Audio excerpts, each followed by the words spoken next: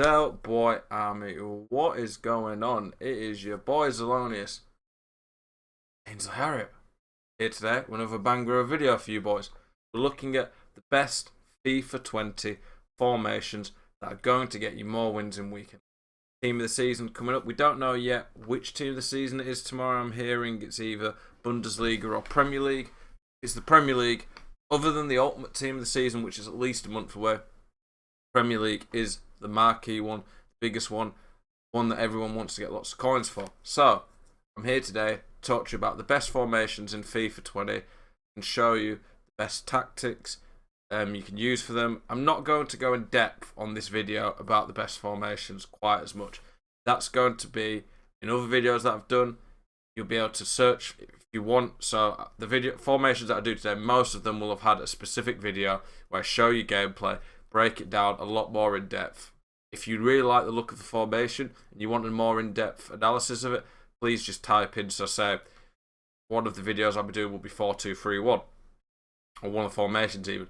Go check out Zelonius 4-2-3-1 and it'll come back with a video about it in depth. This video today is more to just give you an overview of the best formations in the game. We'll look through all the formations and I'll tell you which ones I don't think are that good. Formations and tactics are a very key part of playing FIFA 20. Having the right formation will drastically change your game and improve you a lot. So, this video is here to help you with it. Okay, you can see straight away the formations I use. The attacking one I don't use, that's just what I change to mess around with sometimes. But I start in the 4-2-3-1. I think that is the best formation in the game if I had to pick one. I then go to ultra defensive 4-2-3-1-2 if I am winning a game late on. When people start to press me, I find this is a great formation to keep the ball. If I'm losing, I go to the 4-4-2. Start with this one. This one, if you're winning a game and need a formation to see it out, the 4-2-3-1-2, in my opinion, is potentially the best one in the game. I've tried lots. I think the 4-3-3, quite a few variations of that are very good. The 5-2-1-2 can be pretty good, but I just don't think it's as good at keeping the ball. And when you try to see out a game later on, yeah, you want as many men back as possible, which the 5-2-1-2 can offer. But you also want to keep the ball, because if you can keep the ball, you don't have to defend. The 4-2-3-1-2 is great for that. I go drop back, 2 width, 2 depth. I don't normally like drop back, but in this formation, it's just amazing for keeping the ball. Because the 2 width, 2 depth really make a big difference at just making you so compact. Because you've got so many men back, the left mid and right mid as well, you don't feel like you get done down the wings. And then possession. I just find that the possession is really useful. The 10 width, because you have so much space. Formation covers all the pitch. It makes it so hard for people to get the ball off of you. The instructions, stay central, get behind, stay forward. Come back on defence, stay wide, stay back, put passing lanes, cover centre, then stay back on all of these. Again, like I said, if you want a more in-depth discussion on this formation, go look at some of the videos I've done about it. Okay, this is the one that I start as in a standard game. I'll start as this, and as long as I'm winning by a goal, losing by a goal, drawing, for the most part, I will stick to it. I do change late on in a game if they're pressing me or if I'm losing, but probably the ultra defensive one I probably go like 70 minutes onwards, maybe, if they're pressing me. This one I probably go 60 minutes onwards if I'm losing. But this one, the 4-2-3-1, the reason this one's so good is because 2 CDMs just sit deep, they cover, they offer lots of options for possession. You've got a 5-man midfield which are great for possession. You have a striker who's amazing at getting in behind because he's got free cams to generate space for him. You have the flat back 4. The attacking patterns in this formation are great. It's just so solid defensively as well for keeping the ball. It is not the best attacking formation in the game. If you want that, we'll get to some of those ones, but I don't think this is it. But as an all-round formation, I really like it, and I think it's very good and probably the most balanced, well-rounded formation in the game to use. This is a formation I would recommend to get the most wins in Weekend League. The difference with the second one is just the left mid and right mid instead of the Lab and Rab. That's just better for keeping the ball, like I said before, because they just have more width. For this one then, Tactics 3-3 balanced. Feels a bit like the overload ball side without the stamina drain, but it's very good for seeing out games. It's very good at being compact in defense, hard to break down. And then I keep everything here on the default. I just found it worked well in this formation. If you're struggling to get the lamb and ram involved, then use a bit less width, I would say. Stay central, stay forward of the striker. Come back on defense all the cams. Cut passing lanes, cover centre on the CDMs. The balance attack's key in this, I think. Having the CDMs on balance attack just gives you a lot more options going forward and really makes a difference. Then stay back on all the defence. Like I said, these formations that I talk about, most of them will have an in-depth video about them. So go check them out if you like the look of the formation. 4-4-2 I use as my out-and-out pressing tactic. If you look at the formation, it covers all areas of the pitch. It's good at attacking because it's got the two strikers, which give you lots more options. It's got a flat midfield four. One of its weaknesses is the centre mids. You can put them as CDMs in the second variation, but in that formation, it's a bit weaker going forward compared to this one. You can get done in the midfield here a bit with a 4-2-3-1, and the two strikers aren't able to defend. But I do like this formation a lot. It offers width. The left mid and right mid seem to pull fullbacks out so the strikers get more space in the middle. And it's very good for pressing because the left mid and right mid, the whole formation generally just covers the whole pitch, and you can press teams and pin them in. Fast build up is what I use in my out and out tactic. If you're looking at a standard 4-4-2 tactic, this is what I start with in the 4-4-2 if I'm playing that. 4 width, 4 depth, 7 width in the attack because I like to use the left mid and right mid. It has a lot of natural width, but I do put the strikers on stay central, so I still have plenty of options there. Stay central, stay forward, come back on defense, stay wide, getting behind because I want the wingers to help in defense, but I want them to use their width, getting behind to stretch teams and generate more space in the middle. Balanced, but cut everything default here, but cover centre of the centre mids, and then stay back on the full backs and centre backs. By the way, for any odd strikers on this game, 4-2-3-1, 4-4-2, much as possible, try and have 5-star weak foot. That is really key on this game and makes a huge difference in the attack if you can have that. So I've shown you the formations that I generally use, the 4-4-2, 4-2-3-1 and the 4-2-3-1 second variation. In terms of those formations, I would say the 4-4-2 is a better attacking one. 4-2-3-1-2 is the defensive, ultra defensive one, good for possession seed out games. The 4-2-3-1 is a very balanced one. We go through the formations. Don't use the 4-5-1. Don't use the 4-1-4-1. Again, don't use the 4-5-1. If you like a bit more link-up play in your midfield and you like how 4-4-2 looks, the 4-4-1-1 is really good. The difference is that I think this one, the 4-4-1-1, basically the cam turns to a centre forward. The strikers goes up a little bit more. So this one is slightly more attacking. This one has a cam that links with the midfield.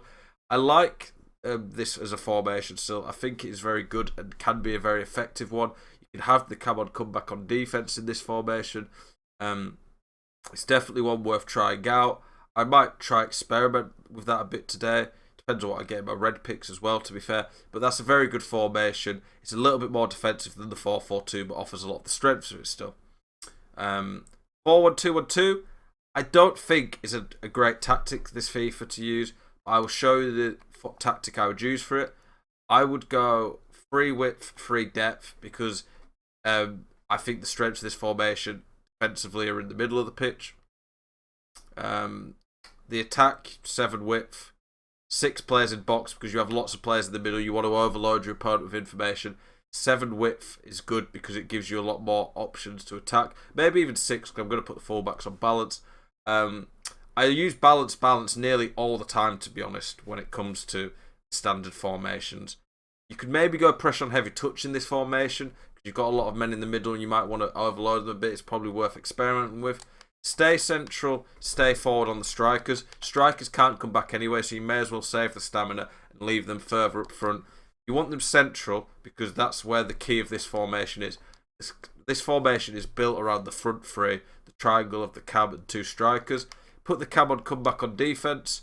I would probably leave the centre mids on everything pretty much default. I want them to cover the wings because the wings aren't free. The wings are free to attack down normally.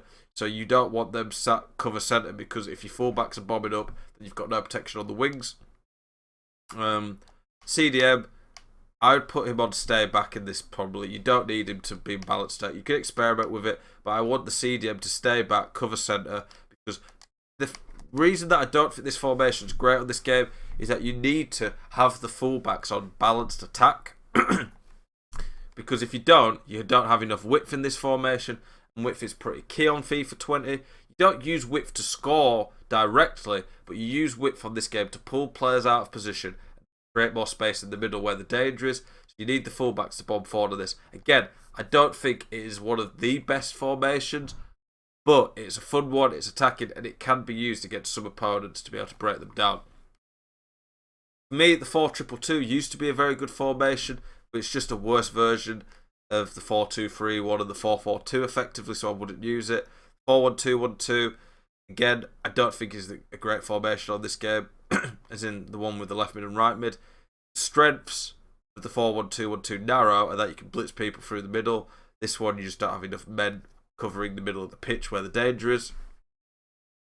4-3-1-2 is effectively the narrow 4-1-2-1-2, but a centre mid instead of CDM. If you want to be a bit more attacking, this one can do well. This one, basically the 4-4-2, but with a CDM and a centre mid. It's a bit weird. I've not really tried it out. 4-3-3-5, a fantastic formation for keeping the ball. Tactics I would use on this, I would only use this if I am trying to see out a game. I would have more width in this formation, because naturally, naturally this formation has a lot of men in the middle anyway to defend, so you don't need to have a low width on the defence. I would be going low depth, because in this formation, again, like I said, I would only be using it to see out a game. I don't think it's a great formation starting. 2 to 3 players in the box, probably 2. High width, high possession, bit more width on the defending, because you don't need to have as many. You don't need to have low width because you've got men in the middle. Then come back on defense, stay wide. Probably balance support for the left wings, because you don't want them to just get in behind. Not a few options. Try and put the striker on, stay forward, get in behind, stay central, because the striker won't come back anyway, and you want him to be able to be an outlet. Stay wide. Come back on defense. Then, because you're trying to keep the ball here, you just want these all on stay back, cover centre, then balanced attack. Change that to stay back while attacking on the fullbacks. That is a fantastic formation to see out the game. If you don't like the 4-2-3-1-2, I'd recommend trying that. I don't really like the other 4-3-3s in general.